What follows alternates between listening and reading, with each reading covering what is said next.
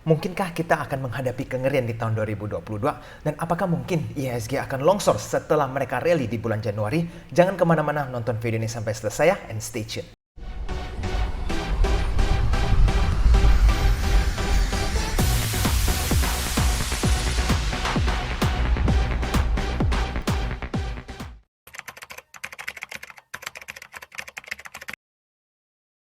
Oke teman-teman, jadi di video hari ini kita akan membahas ya bagaimana prospek IHSG di tahun 2022 ini. Dan nanti di penghujung video saya akan memberikan analisa sebuah sektor yang wajib teman-teman pantau karena saham-saham ini under value. Yuk langsung saja kita mulai. Nah pertama-tama saya ingin mengucapkan welcome to AJ Invest ya. Mungkin bagi para penonton yang baru ketemu channel AJ Invest, jangan lupa untuk follow Instagram kami ya di ajinvest.official untuk mendapatkan informasi terbaru seputar saham. Dan teman-teman juga jangan lupa untuk ikuti Clubhouse bersama AJ Invest setiap jam 8 malam hari Minggu di waktu Indonesia Barat. Nah teman-teman, saya juga ingin mengucapkan congratulations buat para pemenang giveaway AJ Invest ya. Pertama ada Kowen Effendi mendapatkan 4.250.000 dan yang kedua ada Yohanes Leonardo mendapatkan 4.250.000 dan yang ketiga William mendapatkan 1,5 juta. Bagi para penonton yang ingin ikutan giveaway AJ Invest bisa langsung segera hubungin admin di Telegram @AJInvestAdmin, nanti saya akan cantumkan di bawah juga supaya teman-teman bisa mendapatkan kesempatan untuk mendapatkan hadiah jutaan rupiah. Yuk langsung saja kita mulai video hari ini. Nah teman-teman, saya ingin mengingatkan ya bahwa storm is coming di tahun 2022. Saya ingin teman-teman untuk merecap kembali ya bahwa di tahun 2020 bulan Januari sekarang ini IHSG itu berada di harga 6.700. Nah coba teman-teman recap kembali ya, kita flashback kembali. Ingat kan waktu itu sekuritas mereka men-sharing bahwa prediksi mereka di tahun 2022, IHSG mampu mencapai ke level 6.800 sampai 7.000. Itu saat mereka membuat target ini, mereka cukup optimis. Nah sekarang IHSG ini berada di 6.700 ya di bulan Januari pada saat video ini dibuat. Nah ini artinya apa teman-teman? Sekarang ini sudah mendekati target banyak sekuritas ya. Jadi bukan saatnya teman-teman justru membeli banyak-banyak saham. Karena sebentar lagi kalau sudah mencapai target, guess what? Akan ada potensi koreksi. Jadi kalau kita bandingkan risk dan rewardnya itu bahwa IHSG bisa mencapai ke 6.800 atau kita optimis banget mencapai 7.000, itu adalah rewardnya, which is not a lot. Dan resikonya bagaimana? IHSG bisa koreksi ke 6.500, ke 6.300 atau bahkan ke 6.000 sampai 6.200. Berarti kan tidak seimbang. Oleh karena itu saya ingin mengingatkan teman-teman bahwa di Januari ini bukan saatnya teman-teman membeli banyak saham, tetapi mencari kesempatan untuk profit taking supaya nanti jika IHSG terjadi koreksi teman-teman bisa serok banyak saham dengan harga yang cukup murah. Nah, sekarang apa sih yang akan terjadi di tahun 2022? Ada two really bad news ya teman-teman.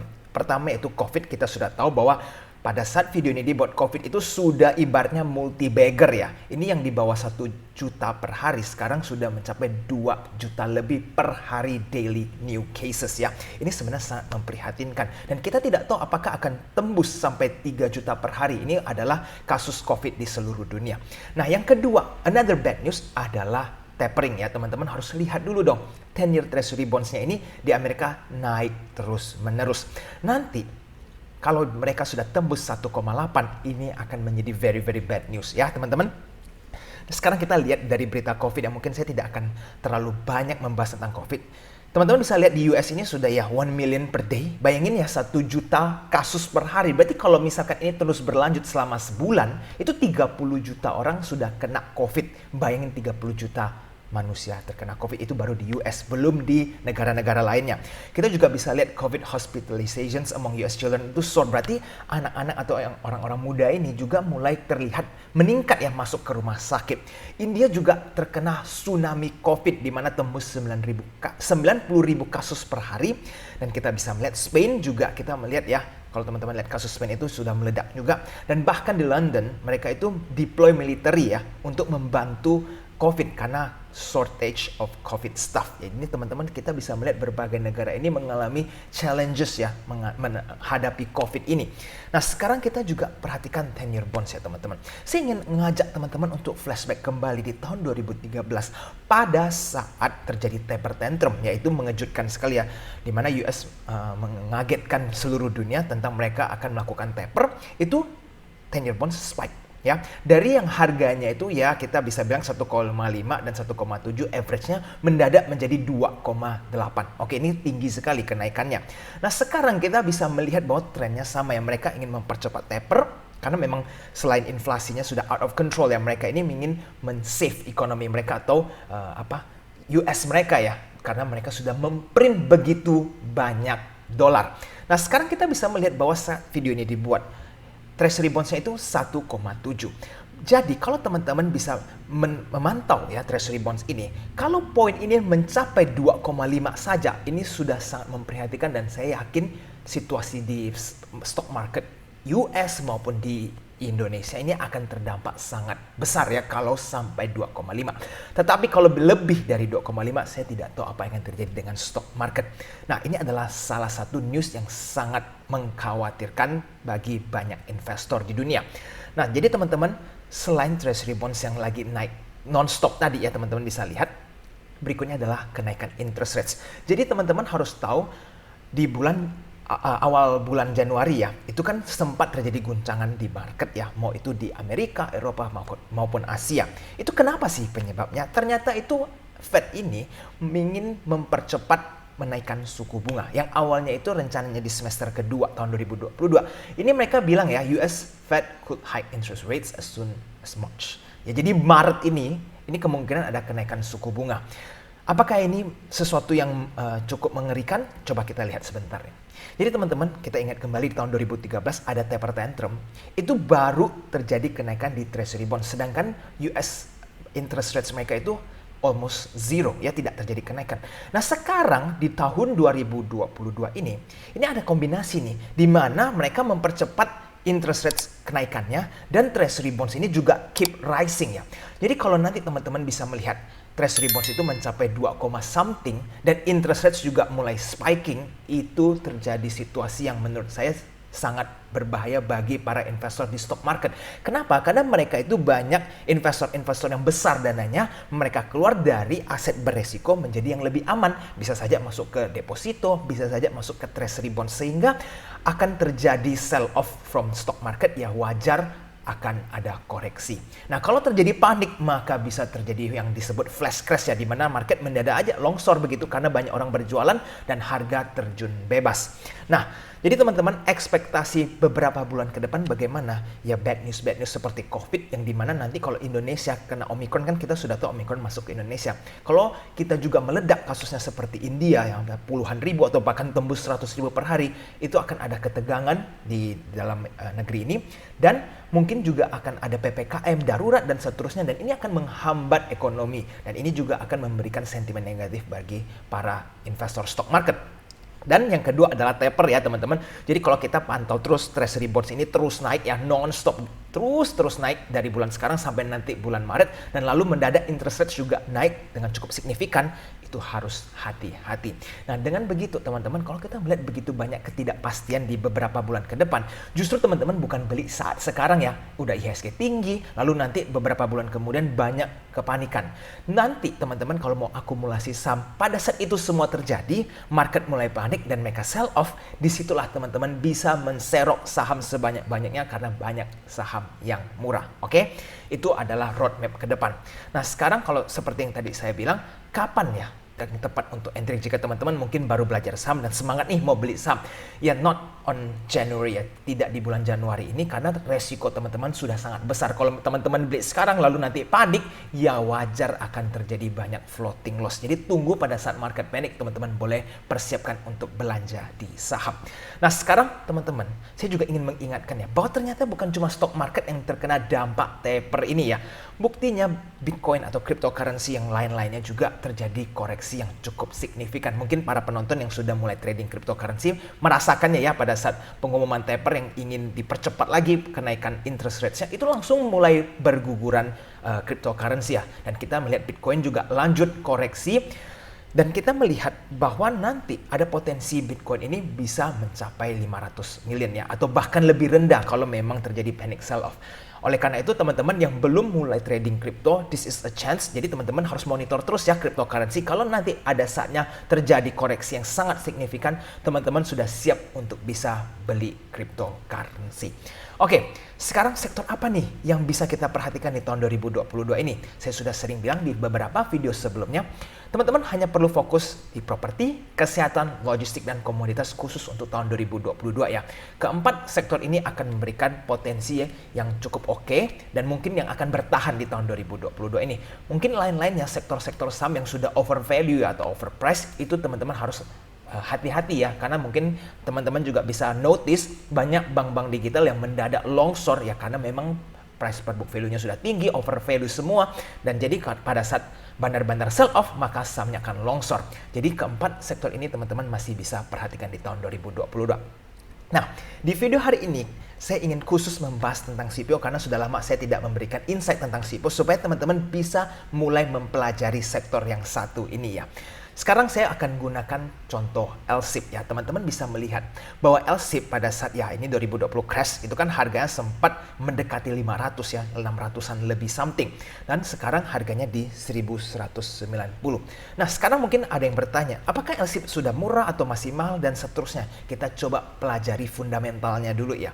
Ini teman-teman perlu pelajari 2019 itu pada saat sebelum Covid ya. Kita lihat dulu mereka punya revenue atau omset itu 2,6 triliun dan sekarang mereka sudah 3,3 triliun. Nah, yang spektakulernya itu adalah operating profit mereka teman-teman. Dari 35 menjadi 942 billion. Wow, that's amazing. Dari 35 menjadi 900 berapa puluh kali lipat ya. Dan net profitnya dari yang 52 billion ini menjadi 752. Ini 2019 itu bukan ada COVID loh ya. Jadi teman-teman bisa mempelajari kan, mempertimbangkan, lihat bagaimana lonjakan performance-nya LSIP ini. Nah, kalau kita lihat dari sisi harga, itu di tahun 2019 itu cuma 1.285 dan sekarang justru malah lebih rendah, 1.190. Yang dimana kita bisa melihat rasionya berarti PBV-nya sekarang cuma di bawah 1 ya, 0,82 dan teman-teman bisa lihat price-nya juga sisa 10,76 PER-nya ya, price earning ratio, dan EPS-nya ya, earnings per share-nya ini fantastik sekali ya, 110. Dan bagaimana dengan sisi mereka punya balance sheet ya teman-teman? Ini total equity mereka juga berkembang ya, dan total cash mereka double dari yang 1,4 triliun menjadi 2,8 triliun. Dan kita bisa melihat asetnya juga berkembang, semuanya sangat baik ya. Dan long term borrowing mereka yang dari 1,3 triliun juga turun menjadi 1,1. Sehingga teman-teman dengan performance yang terjadi lonjakan begitu fantastis tetapi harga sahamnya justru masih di bawah-bawah atau bahkan sempat lebih murah. Ini menjadi sebuah peluang yang sangat besar untuk teman-teman perhatikan. Oke teman-teman, berikutnya kita pelajari dari sisi net foreign-nya ya. Kita mempelajari bahwa di LSIP ini bulan November banyak terjadi sell off. Tetapi mulai di bulan Desember, asing sudah secara konsisten ternyata mengakumulasi saham ini. Yes, walaupun masih dikit demi dikit. Jadi teman-teman bisa perhatikan beberapa minggu ke depan jika memang asing terus belanja di saham ini, di LSIP khususnya, teman-teman semakin perlu perhatikan saham yang satu ini. Nah teman-teman, kita lihat grafik berikutnya ya, yaitu palm oil-nya sendiri. Harganya ini hampir mencapai 5.000 lagi nih. Jadi mereka sempat 5.000 lalu koreksi dan sekarang mereka menguji 5.000 lagi. Kalau nanti harga palm oil tembus 5.000 dan bahkan bisa lanjut ke 5.200 atau ke 5.500, itu omset LSIP ini akan fantastis dan net profit mereka juga akan amazing banget. Jadi teman-teman, kita bisa melihat ya bahwa nanti di bulan Februari atau Maret ini bisa menjadi puncak-puncaknya harga CPO. Jadi kalau teman-teman belum punya ya saham-saham CPO, perhatikanlah sektor yang satu ini. Nah, sekarang kita lihat dari bandarmologinya bagaimana ya. Saya ambil data dari bulan 1 tanggal 3 ini kan dari awal tahun.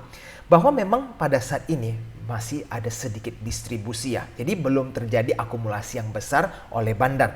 Kita bisa assume bahwa bandar masih belum mencoba mengakumulasi atau menampung saham ini. Berarti apa? Ada potensi LSIP ini bisa masih koreksi ya, mungkin ke 1150 atau 1120 masih bisa saja. Tetapi kalau teman-teman jangan sampai lupa atau kecolongan start oleh bandar ya. Kalau mereka sudah mulai entry dan teman-teman lihat broker sahamnya diakumulasi, langsung saja ikut mereka karena perjalanan LSIP ini masih sangat panjang. Jadi potensial profit mereka gede.